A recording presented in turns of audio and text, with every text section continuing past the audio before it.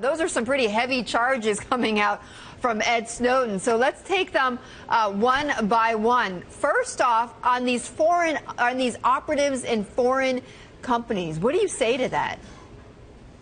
You know, the information that's out there doesn't clearly say that the NSA is doing that, but this is getting such a surrealist tone. You've got Edward Snowden saying he does not want to live in a world where decisions are made behind closed doors, and he's saying it from Russia, a totalitarian regime that doesn't have respect for anyone's rights. So when you look at nation-state spying and intelligence gathering, of course we all know that it happens. The question is, what is the results of those types of intelligence efforts? Is it there to help the citizenry, help national security, or is it there to actually do regime stability where they're going down against dissent, crashing down on people's rights, using it for to distort free markets? But we'll never know, though, right, Stephen? I mean, how would we know? Well, you know, I think that that's one of the beauties about being in America, right, and some of these Western democracies where we actually are having this discussion right now, you know, on live TV. This debate is not occurring in Russia. I could assure you that, and it's not happening in China.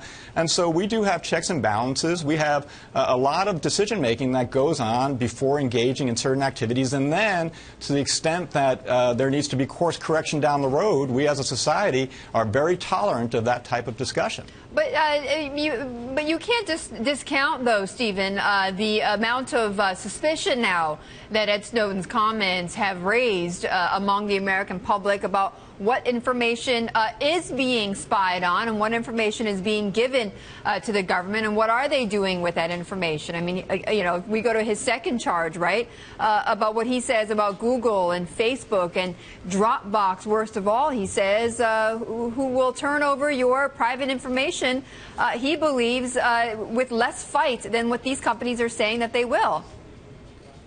You know, there's no basis to say that they're not following their privacy policies. And in fact, it's interesting when you talk about Dropbox.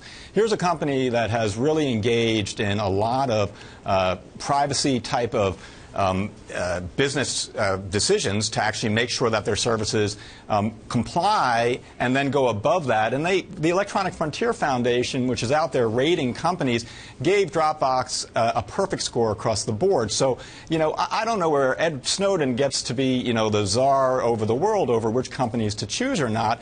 But there's a lot of information out there that I think your viewers, the world at large, can judge, and Dropbox itself came back out and said, look, this is what we do, this is why we do it, there are other ways you could get added protections, and this is how you would achieve those results. So what I'm hoping is that this voice of Snowden doesn't become the voice that he knows really all of the inner workings of the things that he's pushing out there. It's really spaghetti against a wall. Right. And the good news is that, right, we have people who could comment and say, hey, look at the policies yourself. It's not exactly the way it's being cast. Well, I mean, I agree with you in that he's making some very, very bold claims without backing up, at least in these latest claims, any evidence for them. Steve, I want to play for you this conversation, a part of the conversation I had with LinkedIn, which has also been requested by the NSA to provide information on individuals. Jeff Weiner is the CEO of LinkedIn. And Steve, let me play for you what he responded to me when I asked him about the NSA requests. What we're trying to push for is transparency. So when these requests are being made, we would like those requests to be as transparent as possible. And we're seeing some progress on that front with regard to companies' ability to talk a little bit about some of the information that's being released. We think there's clearly an opportunity to go further. And at the end of the day, what's most important to us is maintaining the trust of our membership and continuing to do what's right for our members. We're a members-first organization. The reality, though, right, Stephen, is that they can't be that transparent with the users on what information they're giving to the government. Isn't that right? You know, it depends. They could be very transparent in terms of what it would take for them to provide information to the government. But look, I mean, we live in a society that does allow for surveillance under certain circumstances. So when you think about people's rights to privacy, it's a right that, even though, you know, it stems from the Constitution, it's not an absolute right. The government has the ability, upon a showing of probable cause to a neutral magistrate in a court, to actually overcome that if they believe that a felony is being committed. Right? So that's the balance we reach in the United States. That balance is not reached across the world in countries like Russia and China, where they could go into communications of anyone at any time. Right? So we have a balanced right. We know, for example, that telecommunications, there are surveillance orders that could go and record a phone call. We've heard them played in mafia trials and terrorist trials, right?